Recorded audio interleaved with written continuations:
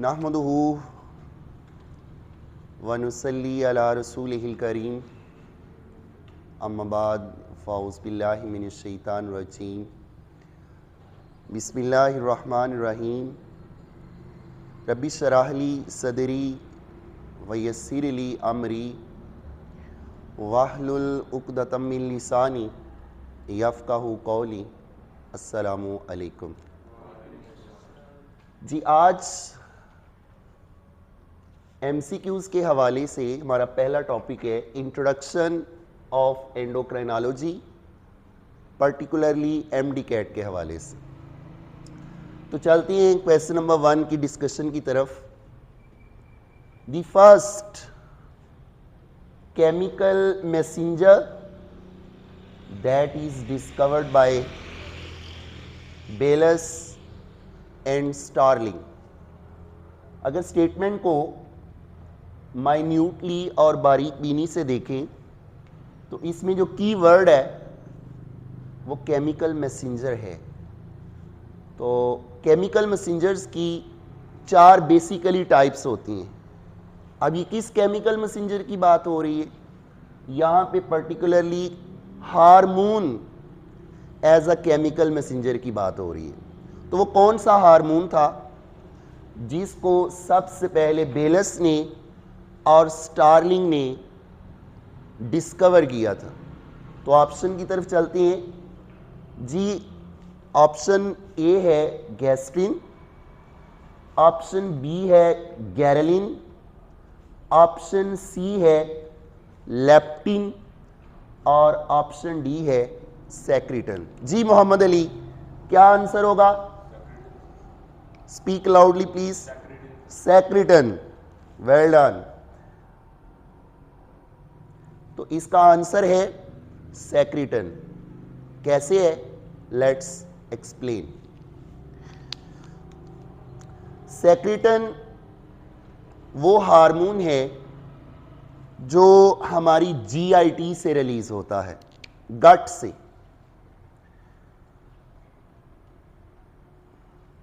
It's a hormone of gut,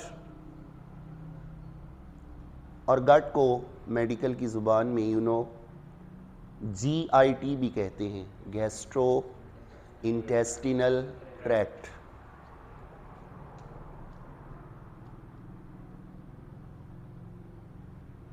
GIT तो बहुत बड़ी है, और GIT की जो इनर मोस्ट लाइनिंग है, म्यूकोजल सेल्स जो हैं, पर्टिकुलर म्यूकोजल सेल्स मॉडिफाइड होकर ग्लैंडुलर रोल प्ले करते हैं।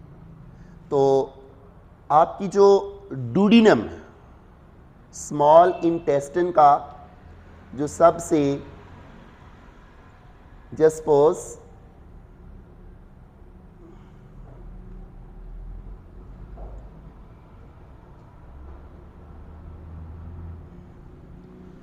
आपकी स्मॉल इंटेस्टिन का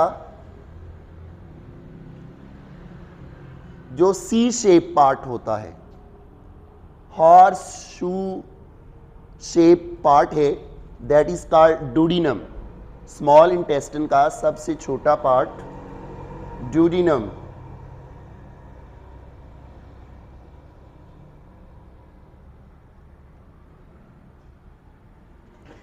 डूडिनम से रिलीज होता है। डूडिनम से कहाँ रिलीज होता है? वो कौन से सेल्स हैं जो इसको ब्लड के अंदर रिलीज करते हैं? वो पर्टिकुलर सेल्स डूडिनम के G सेल्स हैं। I beg pardon, S cell हैं।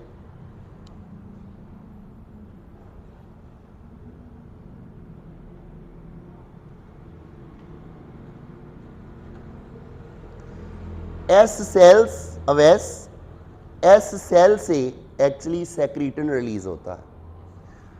अब बेसिकली सेक्रेटन जो है ये एक पेप्टाइड हार्मोन है, पेप्टाइड हार्मोन।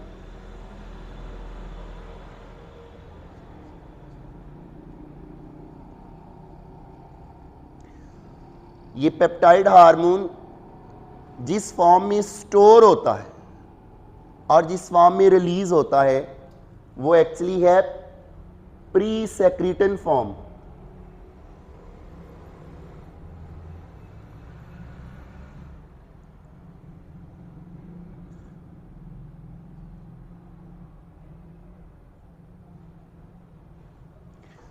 तो एक्चुअली प्री सेक्रीटन हार्मोन नहीं है, प्री सेक्रीटन प्रो हार्मोन है। प्रो हार्मोन कहते हैं किसी भी हार्मोन की जो इनएक्टिव फॉर्म होती है, that is called pro hormone. तो एक्चुअली प्री सेक्रीटन प्रो हार्मोन है।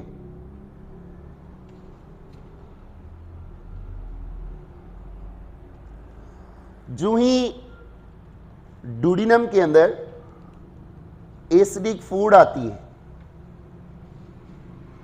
पाइलोरिक स्पिंस्टर की रिलैक्सेशन के बाद जो ही एसिडिक फूड जिसे काइम कहते हैं वो डुडिनम को टच करती है तो ये काज बनती है सेक्रीटन के रिलीज का। तो एक्चुअली सेक्रीटन की फॉर्म में रिलीज नहीं होता, सेक्रीटन प्रो सेक्रीटन की फॉर्म में रिलीज होता है मौजम। बाद में जो काइम है उसके अंदर जो HCl है, काइम के अंदर HCl जो है वो इस प्री सेक्रीटन को एक्टिव फॉर्म में मीन हार्मोनल फॉर्म में सेक्रीट करवाएगा, मीन कन्वर्ट करवाएगा। I mean to say that secretin as such secretin की फॉर्म में रिलीज नहीं होता। जो ही एसिडिक काइम टच करती है डुडिनम की लाइनिंग को तो ये स्टिमुलस है इसके रिलीज का। तो सेक्रीटन प्री सेक्रीटन फॉर्म में रिलीज होता है as a pro hormone. Pro hormone कहते हैं inactive form of the hormone को। इसमें 120 अमाइनो एसिड होती हैं। अब HCl इसके अनवांटेड अमाइनो एसिड को क्लीव कर देता है। तो जब HCl का एक्शन प्री सेक्रीटन पे होता है तो ये फाइनल सेक्रीटन में कन्वर्ट होता है।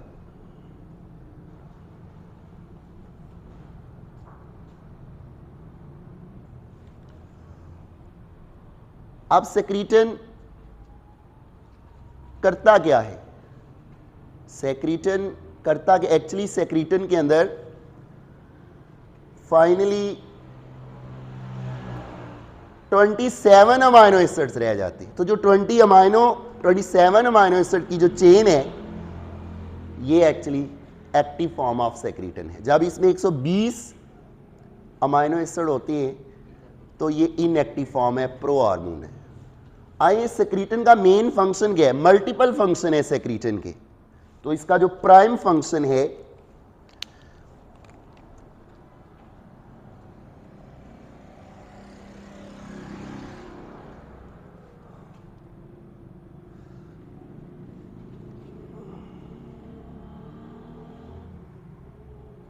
इसका प्राइम फंक्शन ये है, पेनक्रियास से जो पेनक्रियाटिक जूस रिलीज होती है उस पेनक्रियाटिक जूस के अंदर सोडियम बाइकार्बोनेट होता है। तो सोडियम बाइकार्बोनेट की सक्रीशन जो होती है पेनक्रियाटिक जूस में, इसको ट्रिगर और रिलीज कौन करवाता है? सेक्रीटन। ये इसका प्रिंसिपल फंक्शन है सेक्रीटन का।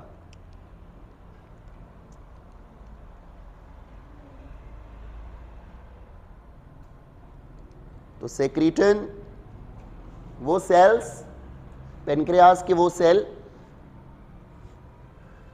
जो सोडियम बाइकार्बोनेट सेक्रीट करते हैं पेनक्रियाटिक जूस में, उन्हें कहते हैं एसिनर सेल्स। इसके टारगेट, इसका जो टारगेट है, इसके जो रिसेप्टर है, इसका जो टारगेट सेल है, जो टारगेट टिश्यू है सेक्रीटन का, वो एसिनर सेल्स है। इसके रिसेप्टर चूंकि ये पेप्टाइड है तो इसके रिसेप्टर जो है सेल मेम्ब्रेन की सरफेस पे होंगे, मेम्ब्रेन बाउंड रिसेप्टर्स होंगे।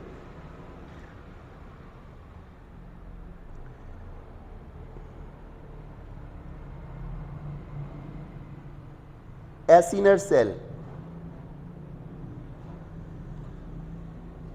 अब सेक्रीटन इसके अलावा क्या करती है? ये लिवर को जाकर स्टिमुलेट करती है ताकि वो बाइल सेक्रीट करे। अब सेक्रीटन और क्या करती है, सेक्रीटन जो आपकी गैस्ट्रिन हार्मोन है उसकी इनहिबिशन भी करवाती है ताकि HCl की सेक्रीशन जो है वो स्टॉप हो। गैस्ट्रिक जूस को कम करना हो तो वो कौन सा सिग्नल है, वो कौन सा स्टिमुलस है जो HCl की प्रोडक्शन को इनहिबिट करता है? अगेन सेक्रीटन। ये जितनी भी ये मैं पॉइंट्स एसोसिएटेड बता रहा हूँ इन सब से MCQs डिराइव हो सकता है। तो वाइंड अप करते हैं, सेक्रीटन के 3 मेन फंक्शन हैं। पहला फंक्शन सेक्रीटन का अतर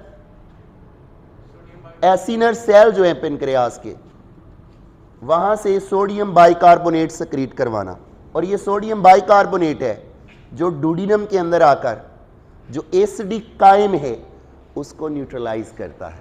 तो जो एसिडिटी है डुोडेनम के अंदर उसको न्यूट्रलाइज कौन करता है? Sodium bicarbonate. अब एसिडिक कायम की जो एसिडिटी है उसको सोडियम बाइकार्बोनेट ने आके न्यूट्रलाइज। अब यही वजह है जब ये न्यूट्रलाइजेशन होती है डुोडेनम में तो पेनक्रियाटिक जूस के जितने भी एंजाइम हैं, पेनक्रियाटिक लाइपेज है जिस तरह, उसको फिर आइडियल कंडीशन मिलती हैं यहाँ पे लिपिड्स की ब्रेक डाउन करने में। चलें बाकी रिमेनिंग ऑप्शन भी देख लेते हैं। गैस्ट्रिन, गैस्ट्रिन गैस्ट्रिन अभी मैं बता रहा था ये वो हार्मोन है जो स्टमक के पाइलोरिस रीजन जो होता है, एंट्रल रीजन जो वहां जो होता है, वहां से जी सेल से रिलीज होता है। गैस्ट्रिन जी सेल से रिलीज होता है हमारी GIT स्टमक की। अब गैस्ट्रिन भी एक पेप्टाइड है, गैस्ट्रिन भी एक पेप्टाइड है।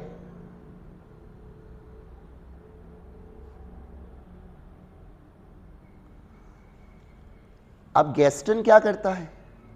थ्रू पॉजिटिव फीडबैक मैकेनिज्म, जितनी डाइट में प्रोटीन होती है उतनी ज़्यादा इसकी सेक्रीशन होती है।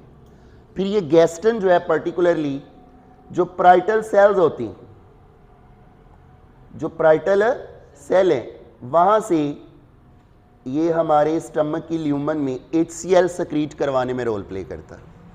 तो गैस्ट्रिन जो है पाराइटल सेल को स्टिमुलेट करता है और पाराइटल सेल हमारी स्टमक की ल्यूमन में क्या रिलीज करते हैं? HCl करते हैं। गैरेलिन, आपने नाम सुना हुआ है वैस गैरेलिन का?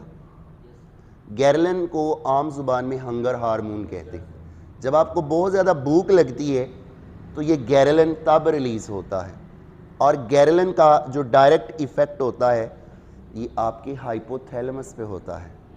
ये हाइपोथैलेमस के न्यूरॉन्स को जाकर ट्रिगर और स्टिमुलेट करता है, जिससे फिर एपिटाइट और हंगर जो है उसका एहसास होता है। You know very well hypothalamus में हंगर सेंटर है, तो हाइपोथैलेमस के हंगर सेंटर को कौन सा हार्मोन है GIT का जो जाकर स्टिमुलेट करता है?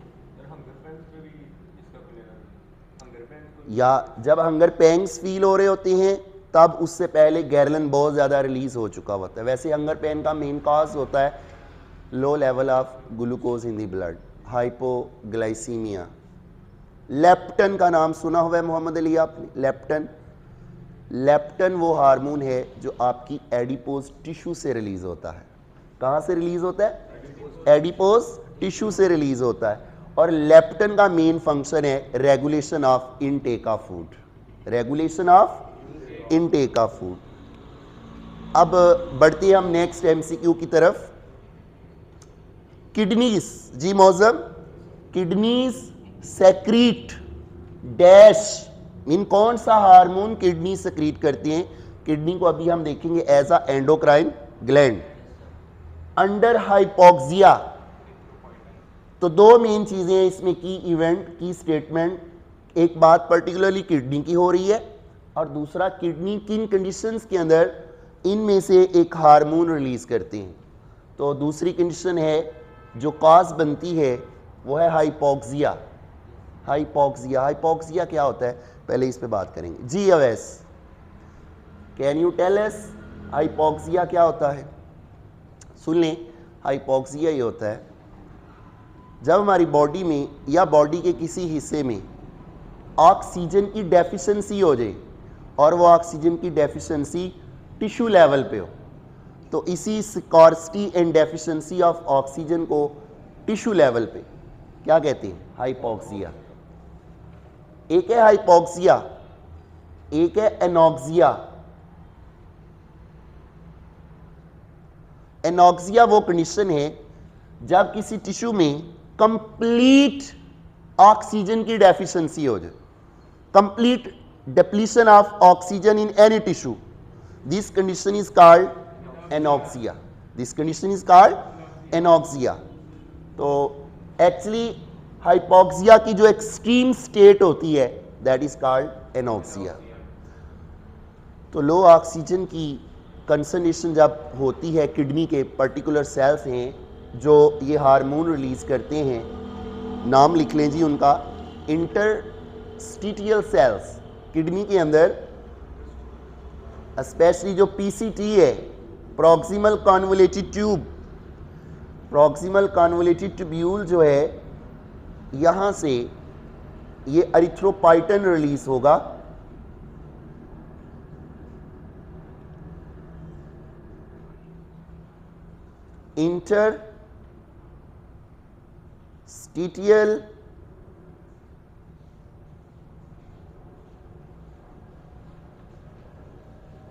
Interstitial cells. एरिथ्रोपाइटन को शॉर्ट फॉर्म में ईपी या ईपीओ भी कहते हैं। इसका जो मेन फंक्शन है, जो मेन इसके रिसेप्टर है एरिथ्रोपाइटन के, वो हमारी बोन के अंदर जो बोन मैरो है, जो कि सॉफ्ट कनेक्टिव टिश्यू है, वहाँ पे होते हैं। एक्चुअली हमारे अंदर ये आरबीसीज की प्रोडक्शन के रेट को एनहांस कर देता है, जिसको एरिथ्रोपाइसिस कहते हैं। तो इट एक्सेलरेट अदर एरिथ्रोपाइसिस, आरबीसीज की प्रोडक्शन को एनहांस करना इसका मेन फंक्शन है। हाँ, ये गुड क्वेश्चन। आपने चैप्टर नंबर 15 के अंदर एक टॉपिक पढ़ा हुआ है रीनल फेलियर। वहाँ भी एक लाइन लिखी हुई है कि जिन इंडिविजुअल्स को रीनल फेलियर हो जाता है उनको अनीमिया भी हो जाता है। उसकी सबसे बड़ी वजह यही है, किडनी फेलियर होने से इंटरस्टिशियल सेल्स जो हैं वो डैमेज होते हैं, जिसके नतीजे में एरिथ्रोपाइसिस और एरिथ्रोपाइटन का जो रेट है वो क्या हो जाता है, कम, इसकी कंसंट्रेशन। तो जब आरबीसीज और हीमोग्लोबिन नहीं बनेगी तो ऐसे इंडिविजुअल को एनीमिया हो जाएगा। आपकी ऑब्जर्वेशन में होगा, आप देखते हैं वो लोग जो हाई एल्टीट्यूड्स पे रहते हैं उनके अंदर हमारी निस्बत जो है आरबीसीज बनने का रेट क्या होता है, तेज़। चूँकि वो मोस्टली हाइपोक्सिक कंडीशन के अंदर सर्वाइव करें, तो हाइपोक्सिक कंडीशन में उनकी किडनी अडेप्ट हो चुके होते हैं एरिथ्रोपाइटन ज़्यादा प्रोड्यूस करने में। तो याद रखिएगा 1990 से पहले इस एरिथ्रोपाइटन को एज अ ड्रग यूज़ किया जाता रहा है। ये जो परफॉर्मेंस एनहांसर ड्रग्स होती हैं उनमें से ये एक थी और ये बैन हो चुकी है। वर्ल्ड एंटी डोपिंग एजेंसी ने, वाडा ने इसको अब बैन कर दिया हुआ। तो ये चूँकि जितनी ज़्यादा एरिथ्रोपाइटन प्रोड्यूस होगी उतने आरबीसीज प्रोड्यूस होंगे, जितनी आरबीसीज होंगे उतनी मैक्सिमम ऑक्सीजन की ट्रांसपोर्ट होगी, और जितनी मैक्सिमम ऑक्सीजन की ट्रांसपोर्ट मसल्स को होगी उतनी ज़्यादा सेलुलर एस्पिरेशन होगी, और जितनी ज़्यादा सेलुलर एस्पिरेशन होगी उतना ज़्यादा जो है वो एनर्जी बनेगी, और जितनी एनर्जी बनेगी वो एथलीट्स जो हैं वो अपनी डिफरेंट एथलेटिक एक्टिविटीज़ में यूज़ करते हैं। Now it is a ban. अब बात करते हैं बाकी ऑप्शन पे। रेनन भी किडनी से रिलीज़ होता है, और किडनी के जिन सेल से ये रिलीज़ होता है उसे जगा कहते हैं। जक्स्टा ग्लोमेरुलर अपरेटस से रिलीज़ होता है। कैल्सीट्राइयोल जो है एक्चुअली कोलीकैल्सीफिरोल की एक्टिव फॉर्म है। एक्चुअली ये कोलीकैल्सीफिरोल जो है इसको आम ज़बान में विटामिन D3 कहते हैं। तो याद रखिएगा, अगर पूछा जाए आपसे कि वो कौन सा विटामिन है जो हार्मोन का रोल प्ले करता है, तो विटामिन डी जो कि फैट सॉल्युबल विटामिन है, इसकी जो इनएक्टिव फॉर्म है विटामिन डी की जो इनएक्टिव फॉर्म है उसका नाम क्या है? Vitamin D3। एक्चुअली ये एक हार्मोन है, प्रो हार्मोन है। ये कहाँ बनता है अवैस, डू यू नो? ये बनता है हमारी स्किन में, ये हमारी स्किन में बनता है। तो स्किन पे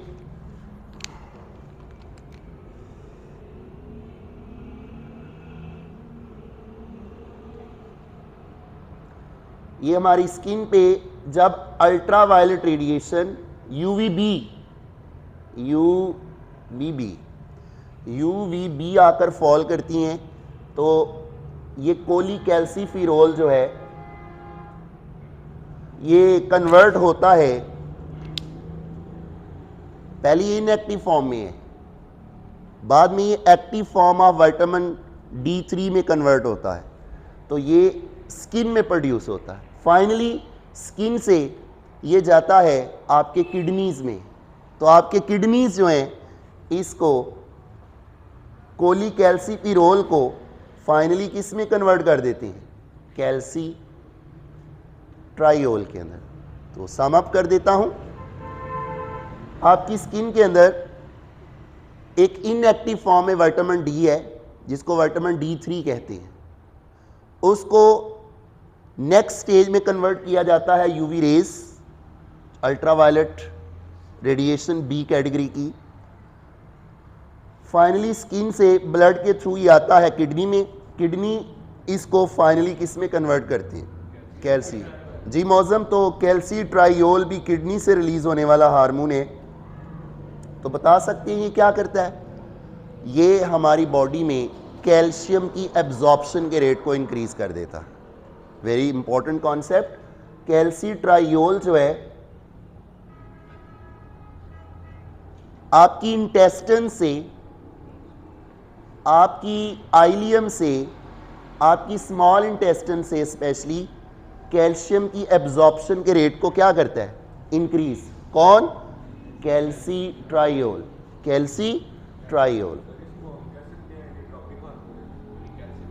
नहीं, ये ट्रॉपिक हार्मोन के लिए शर्त है कि वो पिट्यूटरी ग्लैंड से, पिट्यूटरी ग्लैंड के एंटीरियर सेल से, एंटीरियर लोब से रिलीज हो रहा हो।